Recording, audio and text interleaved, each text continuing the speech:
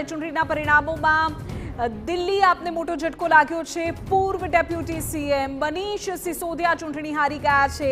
કેજરીવાલ સતત પાછળ ચાલી રહ્યા છે, આતિશી પાછળ ચાલી રહ્યા છે। જંગપુરા બેઠક પરથી સિસોદિયા લડી રહ્યા હતા અને તે બેઠકમાં હારી ગયા છે। ભાજપના ઉમેદવાર તરવિંદર જીત્યા હોવાની માહિતી અત્યારે સામે આવી રહી છે।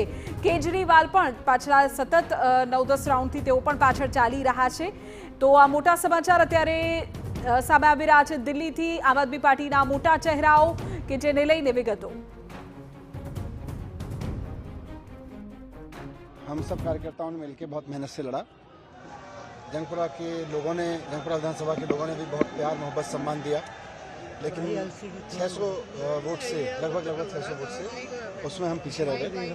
तो मैं जो कैंडिडेट जीते हैं उनको बधाई देता हूं और उम्मीद करता हूं कि जंगपुरा की समस्याओं को वो हल करेंगे। जंगपुरा के लोगों की जितनी भी चीज़ें हैं उनको हल करेंगे।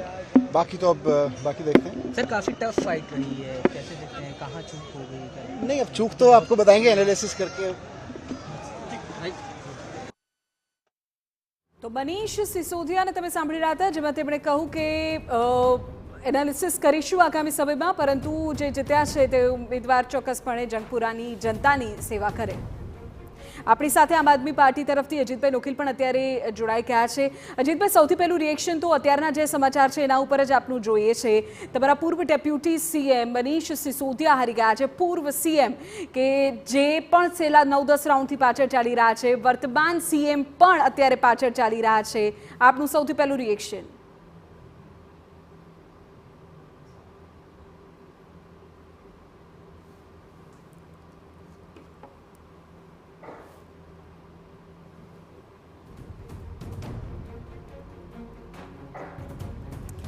ફરી સંપર્ક કરીએ છીએ અજીતભાઈનો, પરંતુ અત્યારના મોટા સમાચાર એ છે કે પૂર્વ ડેપ્યુટી સીએમ મનીષ સિસોદિયા ચૂંટણી હાર્યા છે।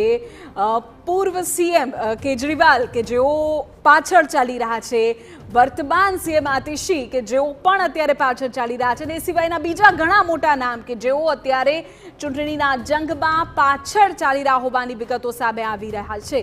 તો કેજરીવાલ પણ ચૂંટણી હારી શકે છે। નવી દિલ્હી બેઠક પરથી કેજરીવાલ ચૂંટણી હારી શકે છે। દિલ્હીમાં જે પ્રકારે આમ આદમી પાર્ટીના મોટા નેતાઓને લઈને સમાચાર સામે આવી રહ્યા છે, સીએમ આતિશી પણ કાલકાજી બેઠક પરથી ચૂંટણી હારી શકે છે। આમ આદમી પાર્ટીના સત્યેન્દ્ર જૈન પણ પાછળ ચાલી રહ્યા છે, તેઓ પણ ચૂંટણી હારી શકે છે। આ તરફ પ્રધાન સૌરભ ભારદ્વાજ પણ ચૂંટણી હારી શકે છે। આ મોટા સમાચાર અત્યારના સામે આવી રહ્યા છે।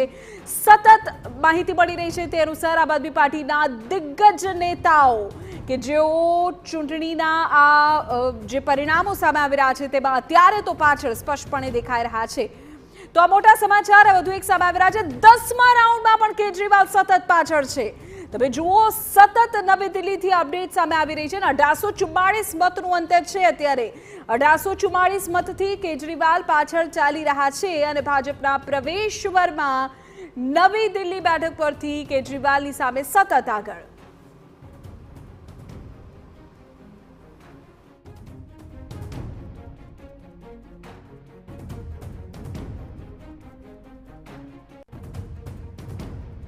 ઓકે, માહિતી મળી રહી છે તે અનુસાર આમ આદમી પાર્ટીના નેતા ઈસુદાન ગઢવી સાથે એક્સક્લુસિવ વાતચીત અમારા સંવાદદાતાએ કરી છે। સાંભળો તેઓ અત્યારના તબક્કે શું કહી રહ્યા છે। કેજરીવાલનું રિએક્શન જે પ્રકારે તેમની બેઠકને લઈને સામે આવી રહ્યું છે, મનીષ સિસોદિયાને તમે સાંભળ્યા। કેજરીવાલના પરિણામો સતત સામે આવી રહ્યા છે। એવામાં આમ આદમી પાર્ટીના વર્તમાનમાં જે રાજ્યના નેતાઓ છે તેઓ પણ શું કમેન્ટ કરી રહ્યા છે એ જાણવું ખૂબ જરૂરી